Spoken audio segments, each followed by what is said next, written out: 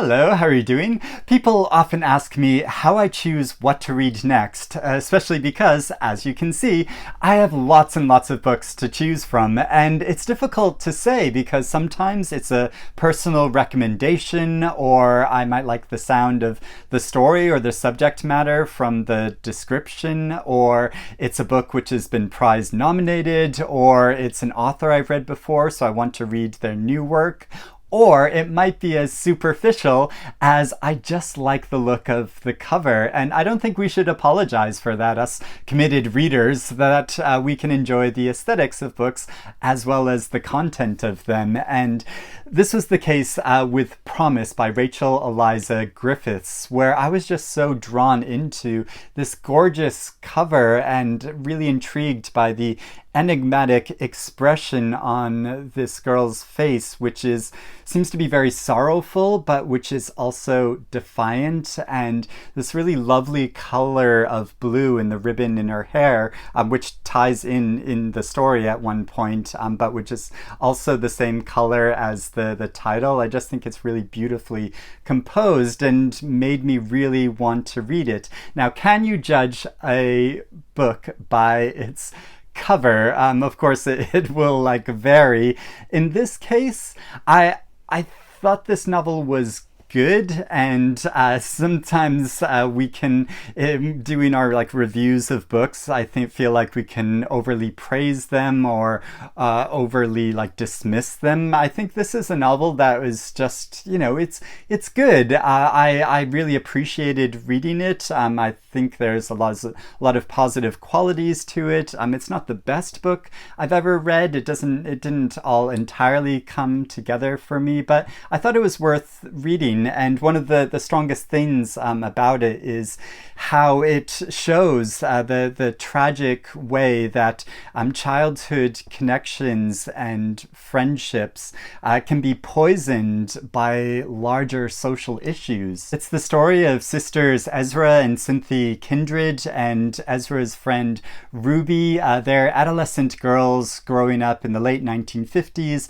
in a small town in New England, and the Kindreds are very conscious that they're one of only two black families in this community, but they create their own oasis in this beautiful home filled with food and books, and it's just a gorgeous location. The sisters are raised to be smart and strong because their parents are well aware of how harsh the world can be, especially for Black Americans amidst the growing civil rights movement. Ezra and Ruby's friendship forms naturally, but it soon becomes apparent that Ruby's whiteness and poverty matter a great deal. And there's a very striking scene early on in the book when the trio of girls intimately examine themselves and each other to see if there are real differences between them. Over time, underlying fears and prejudices come to play a prominent role in their relationship, and the novel is primarily narrated from the point of view of clever and defiant Cynthia as the community around them grows increasingly hostile towards them and dramatic events unfold. I was really struck by the lyrical quality of the prose. There are some beautiful descriptions in this novel. It is a debut novel, and I was interested to find out more about the author, so looked up Rachel Eliza Griffiths and found out she's a poet. She's published a number of collections and poetry before, so it's not too surprising that her prose has this quality. I was also interested to see that she's married to the author Salman Rushdie. They've been married for a few years now, so that was just a surprising little fact. But I really enjoyed the lush descriptions of the landscape and the food and their home. I also really liked a lot of the early dialogue showing the testy relationships between these family members, and this dialogue just crackles with personality. I also appreciated how the tumultuous history of the parents feels built into their characters. So there's a reason why the father tries to distance himself and forget the past, and there's a reason why the mother tries to smother her pain with drinking. And the way that their stories are gradually revealed, I think, is very effective. I especially liked the later introduction of a charismatic grandmother who is so vivacious and strong.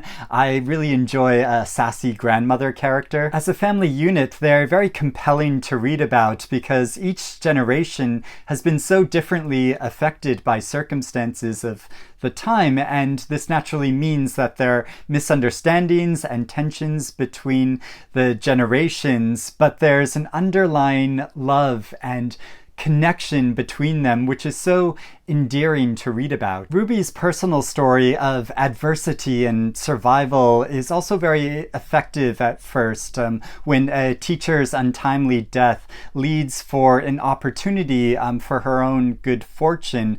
But I felt like her tale became more confusing as the novel progressed, and she came under the sway and guardianship of a monstrous woman. Of course, horrific people motivated by bald-faced racism do exist, but I felt like the way the perpetrators in this novel were presented lacked any kind of complexity, but also I struggled to understand their stories and sometimes what was actually happening. But it was interesting to see how their influence affected Ruby and her relationship with the Kindred sisters. Overall, the story came to feel somewhat perplexing as the tragedies pile up and the past seeps more and more into the present. And also in the latter parts of the novel, the characters are prone to more didactic speechifying,